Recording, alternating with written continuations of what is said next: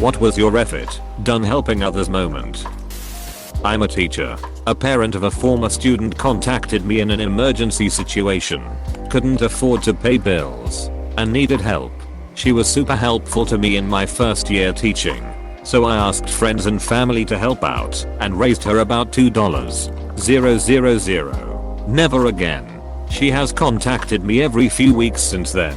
Always with a new reason why she needs more money, and when I offer food and clothing resources, she refuses it. It has placed me in such an awkward situation, and I regret ever trying to help her out in the first place.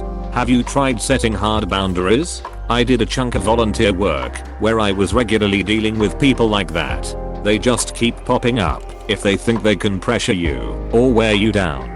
Apply for resources and help through the local job and family services. I can't help you further. More than likely, you'll get an angry outburst where they try to push your boundaries and get you to cave. I would respond with bored indifference. Okay, I have work to do. Goodbye. And then hang up. Repeat that a couple times and they usually drop off.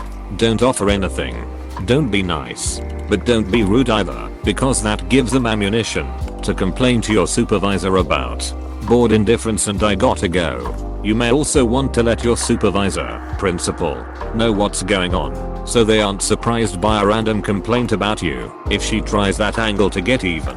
Apostrophe. I had a customer who used to show up and just wear me down until I gave him free stuff. He got so intrusive that even after I left that job he coerced my old coworker into telling him where I work now. This dude had the audacity to call my work and left a message asking me to go scout out campsites for him. I ignored it, and he then called over and over again. Finally my boss had to tell him to stop calling if it doesn't have anything to do with business. He kept trying and eventually gave up. Had a newish neighbor ask if he could borrow our lawnmower. Sure. Well, more or less every week he would come and get it out of our garage, use it to cut his grass, put it away without cleaning it or adding gas. In the fall we mentioned it was a good time to get deals on a new mower. He never talked to us again. My next door neighbor is the opposite, which I'm grateful for. I supply the mower, she mows both of our lawns, and we split the gas when she lets me. I feel bad that she won't even let me give her gas money most of the time, especially since she is doing all of the manual labor. Edit. So, I just sent her a quick text today to ask her how much I owe her for gas. She replied that she is sticking her garbage in my garbage can. I forgot I told her she could, so I owe her nothing. You have to pay per garbage can here, nearly $4 per can. So it all evens out. Honestly, I'm with your neighbor. I love cutting my grass and often I will cut my in-laws as well. They live next door. I enjoy it because it's relaxing and good exercise. I pop in an audiobook, pour a beer, and go to town. If they buy gas, all the better. My mother and her new husband had moved into a new place and invited all the kids over for Christmas.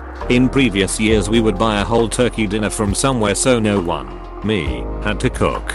So imagine my surprise when my husband and I walk in. My mother walks out of the kitchen, hands me a spoon and says, "Good, you're finally here," and goes to sit down in the living room. After a quick and awkward conversation, it was determined that my job was to make sure everything currently in progress, or not even started, got to the table on time, while everyone else socialized. Basically, I was the help, and should have realized that. So any feelings I had about that were my fault. I was a good cook, and my mother taught me everything, not so I owed her, so I did. And not knowing the family dynamics, my new step siblings were very thankful and appreciative of all my efforts, which caused a meltdown from my mother about how we all should be thanking her. That was the first time I used a phrase that has come in handy for these situations. I'm so sorry, it will never happen again. Apostrophe. And it never did. They weren't happy when they finally realized what that meant. We have helped out my sister-in-law a few times with money/bills. Never a lot. $50 here, $100 there, usually for some bill, to avoid services being cut off. I'm usually the more heartfelt one in my marriage, but I ended up being the one to put my foot down. Went over to her apartment once. She had two big flat screen TVs, new couch, new fridge, kids on PlayStation, or whatever console she got them. It was all Rent-A-Center stuff. But that was the end for me. I didn't have any of those things myself. Not to mention the incredibly bad financial decision those things were with the high interest rate. Part of me felt like I was taking food out of her kids' mouths, but realized that no, her poor decisions was doing that. I have neighbors across the road who we extended ourselves to help out because they had young kids and seemed to be struggling. Well, they were really starting to take advantage to the point where we couldn't walk out of our house without them literally yelling for us because they needed a phone, a ladder, money, someone to drive them somewhere, diapers, our Wi-Fi password, our wood, etc. etc.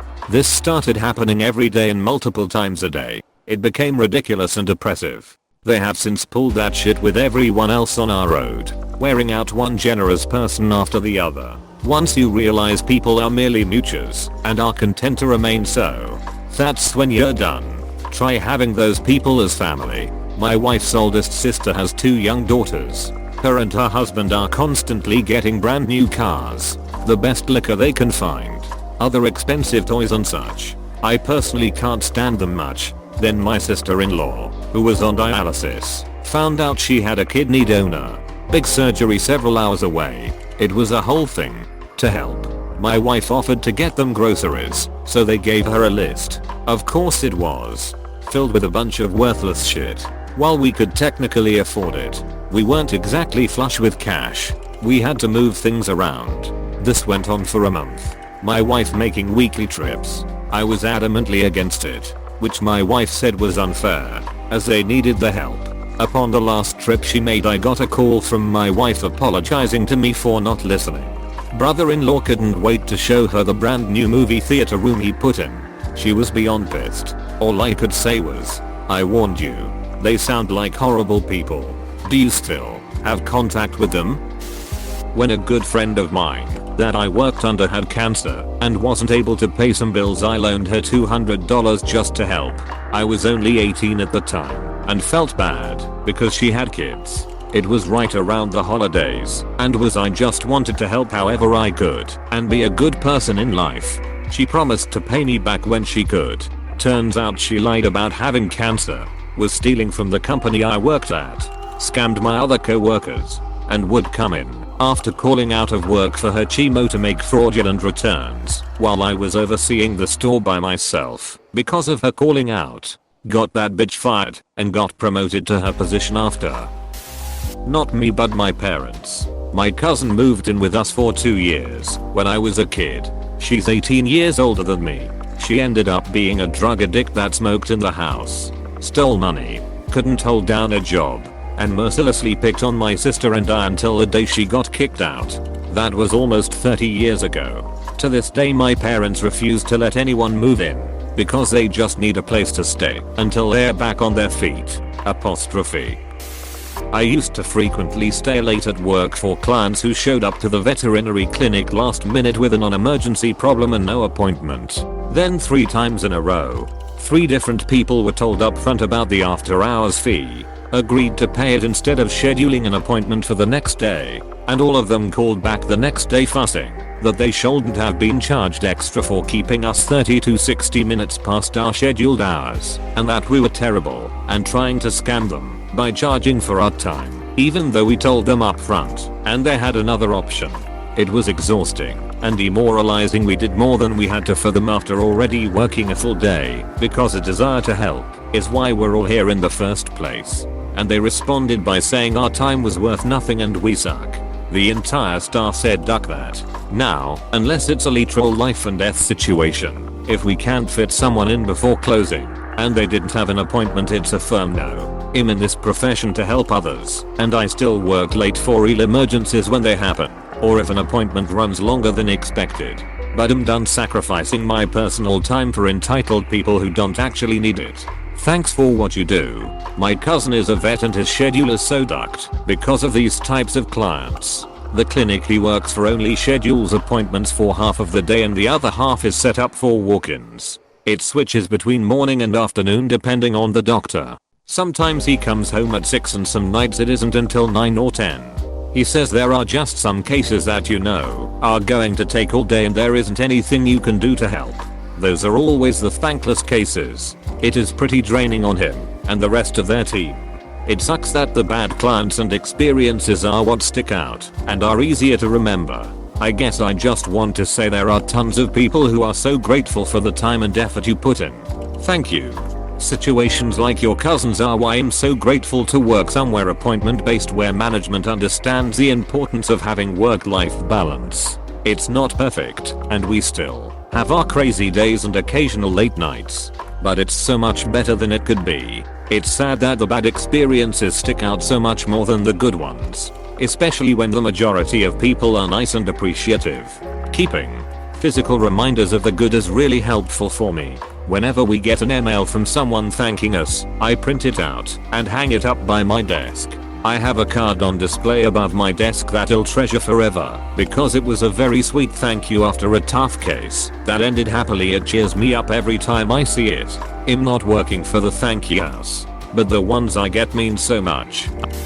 In freshman year of college, my friend of about 2 years got kicked out of his parents' house. He said he needed somewhere to stay for the night till his parents cooled off. I said you can stay a week if you want, but more than that, and you'll need to pay me rent. He made pretty good money, more than me even.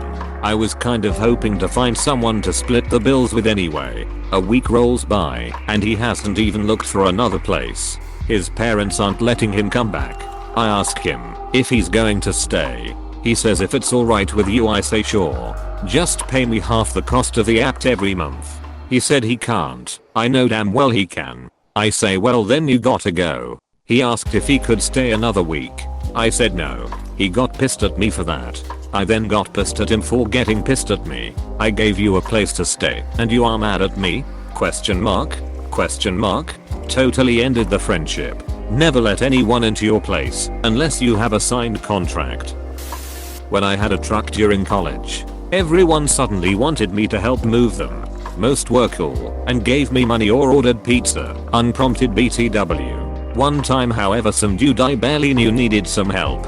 I show up and nothing is packed in his apartment. He had a giant fish tank and lived on the 3rd floor with no elevator.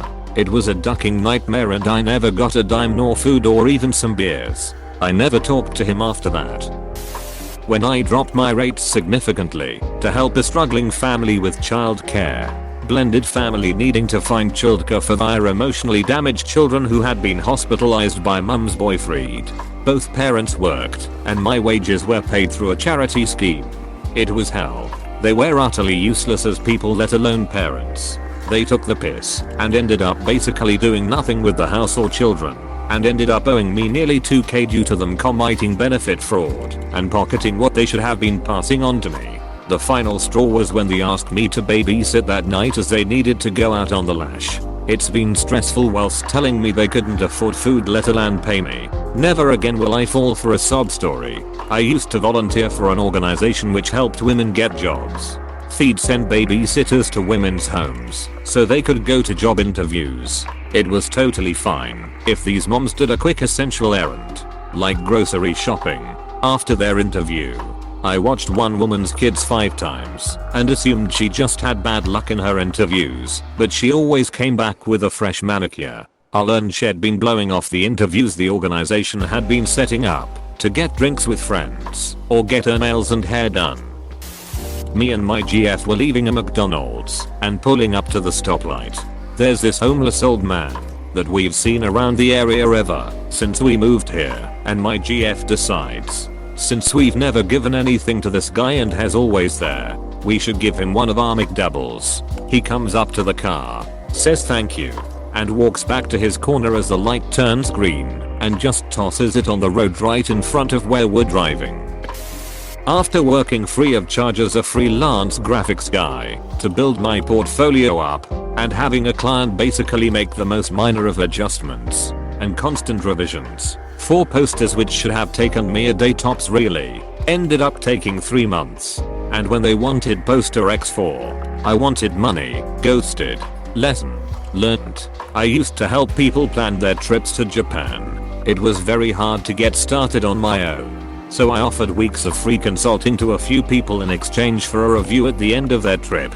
I made their itineraries, wrote a tailored culture guide for each, booked their hotels/restaurants, gave them recommendations, etc. Only one person out of 8 actually wrote a review. I had a few odd things like that too. A guy who wanted social media help, which I took as marketing and rebranding from what he was saying. Anyways, I meet the guy, and he's just got no clue how to even use Facebook, let alone run a business page. The beta make things super awkward. He sits there telling me his business is dying because them Pakis do it cheaper. I went to the toilet to never return lol. When I rushed to another state about 2,000 miles away to help my sister because of a medical issue, and for whatever reason she decided to have her neighbor help her instead, without letting me know. It was 3 months ago, and she is fine, but still has not contacted me. That was the end for me. I feel your pain. My sister is a year younger, and I one time did a week's worth of DIY saving her thousands. I did all the work on an evening, after work until 12 AM most nights. She never offered me food or tea, despite telling me she would. On the last day, right before a deadline I had, she needed me to fit a shelf and I didn't have the tools or time. I said it'd come back next week. She erupted. I left and she told everyone I did nothing for her. That I'm selfish. I literally have never helped her since. I feel you too. My sister is generally in a lower position than I'm job/money wise, housing situation, and in general keeping her shit together. Even though I'm much younger, I try to assist her when I can, but she rarely appreciates the things I do for her and never reciprocates. I won't cut her off for it, because I know she has struggles that I don't. But man, it would be nice to at least have my effort genuinely acknowledged. Instead I get middle of the night drunk calls telling me how bad she feels for being a shitty sister. The day I realized that no one wanted to help me in return. Look, it's not about doing something for someone to get something back, and I will always help whoever I can that needs it. But when the same people consistently ask for help, or money or what have you, without actually wanting to help you when you need it, or just hang out, or be friendly in general, it's a huge red flag. Had a new manager come into my former place of employment. Immediately this new manager starts firing people for bullshit reasons, and hiring people from her old job to replace them. The walls in that place talked, and few noticed the janitor. So when I heard rumors of the next heads on the chopping block, one of which was mine, I decided to be nice and help out the other two. I considered them good friends, and it was the least I could do, right? I warn one, and he takes it seriously and begins looking for another job. So when the pink slip arrived, he landed on his feet running. The other promptly goes squealing to the manager in question, who uses that as an excuse to fire me, and then fires the person that had squealed. All 3 jobs were quickly filled by her old friends from her previous job. I've refused to lift a finger to help a coworker out since. I've had advanced warnings of firing and disciplinary hearings and various other juicy gossip. People for some reason think I hear with my eyes and assume that they can talk in front of me and I won't notice. I'm going blind. People, not deaf. But I've kept it all to myself. Fuck him. I tried to help a guy out years ago get the hint to look for something else because I knew they were looking to fire him. When he finally got caught with a paper trail of theft, I didn't know he was that bad and fired. He reported me to ours for harassment and said I was trying to get him fired. Haven't talked to them a third since. Please click subscribe if you enjoyed this video.